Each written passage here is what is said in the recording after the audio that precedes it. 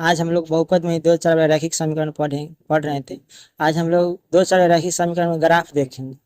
तो new chapter शुरू करने से पहले आज हम लोग कुछ उसका नोट्स यानी बेसिक चीज देख रहे थे। आज हम लोग एक्सरसाइज एक्सरसाइज 2 के बी पढ़ेंगे, जिसमें ग्राफ विधि से हल करना रहता है। और बोर्ड एग्जाम में ग्राफ विधि से हल कीजिएगा तो आपको 5 मार्क्स मिलते हैं। इसमें है कुछ नहीं, खाली समझना होता है। तो एक्सरसाइज 2 के बी शुरू करने से पहले कुछ हम नोट्स देख लेते हैं।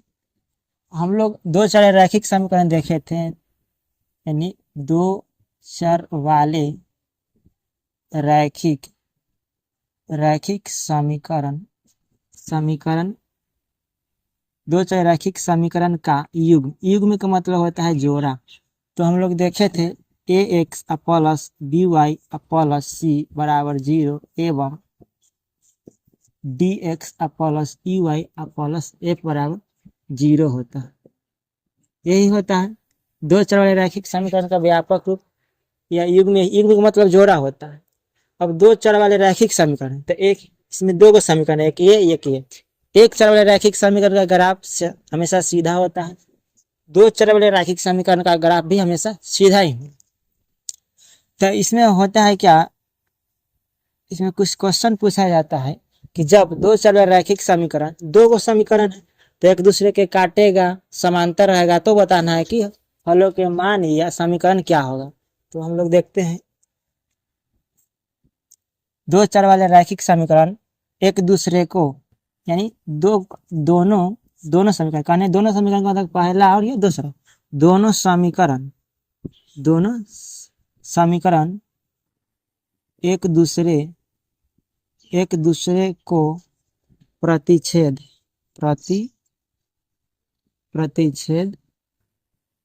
करे तो प्रतिच्छेद के मतलब काटे, कहने का मतलब कि जैसे में देखिए जैसे दो गो रेखा है, ये के हो गया एल और एक ए हो गया, मान लीजिए कि एम है। कहीं ना कहीं मान लीजिए कि पी बिंदु पर काट रहा है, तो इसी को हम लोग कहेंगे प्रतिच्छेद यानी एक दूसरे को जहाँ पे काटती है ना उसी को हम लोग प्रतिच्छेद कहेंगे। अच्छा, तो प्रतिच्छेद कर रही है तो इससे आपको देख के समीकरण का नाम बताना, समीकरण का नाम, और दूसरा में आपको हलों की संख्या बताना। कहने का मतलब है कि इसको देख के अगर दो रेखा एक दूसरे के काट रहा है तो आपसे पूछेगा कि इस समीकरण का नाम क्या होगा। तो जब एक दूसरे के काट रहा है तो इस समीकरण का नाम होगा अविरोधी। एक दूसरे को काट रहा है यानी प्रतिच्छेद कर रहा है तो हलों की संख्या कितना होगा, तो हलों की संख्या होगा एक एवं केवल एक हल, या इसी को हम लोग अद्वितीय हल ही बोलते हैं, अद्वितीय, इसी के हम लोग अद्वितीय हल पूछते हैं। अच्छा, दोनों समीकरण कहने का मतलब यही दोनों रहेगा, एक दूसरे को प्रतिच्छेद करेगा तो नाम हो जाएगा विरोधी। इसको देख के बताना हलों की संख्या केवल एक हल। और दूसरा होता है इसमें जब दोनों समीकरण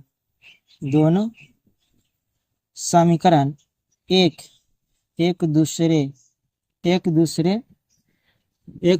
को दोनों समीकरण एक दूसरे के समांतर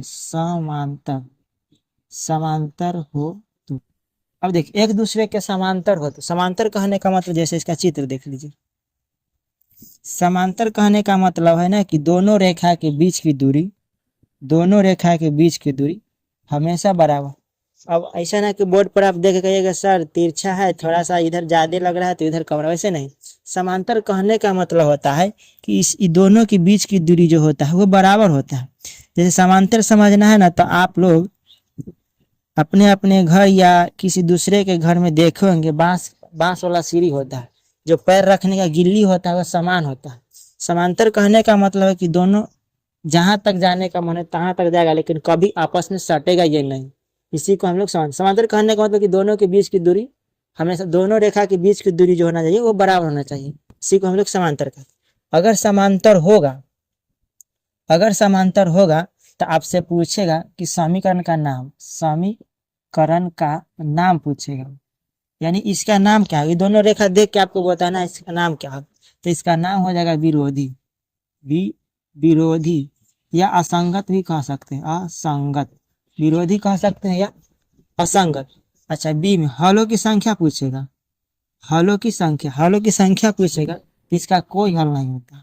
हलों की संख्या पूछेगा तो कोई हल नहीं, इसका कोई हल नहीं होता। हलों की संख्या पूछेगा तो इसका कोई हल नहीं होता।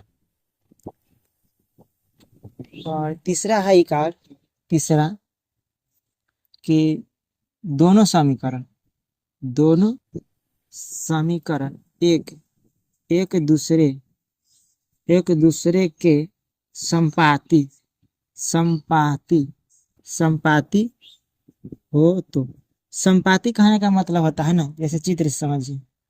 संपाती कहने का मतलब, मान लीजिए ये कोई रेखा खींचे हम, इसका नाम धर दिए हम ए से बी, और इसी पर कोई और रेखा आ जाए, इसको नाम धर दिए सी डी।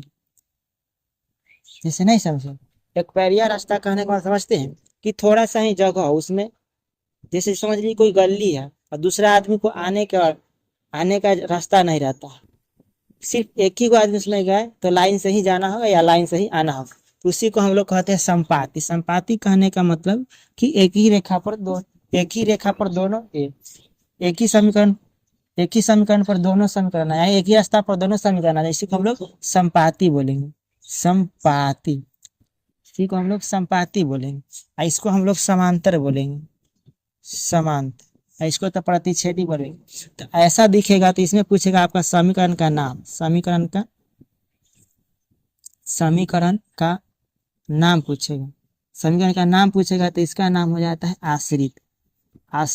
आश्रित या संगत कह सकते हैं, आश्रित या संगत। हलों की संख्या पूछेगा, हलों की संख्या था अनगिनत, हलों की संख्या अनगिनत। तो ये बेसिक चीजें हैं जो आपको याद करना पड़ेगा। तो आज इतना ही रहने देते हैं, मिलते हैं फिर नेक्स्ट वीडियो में।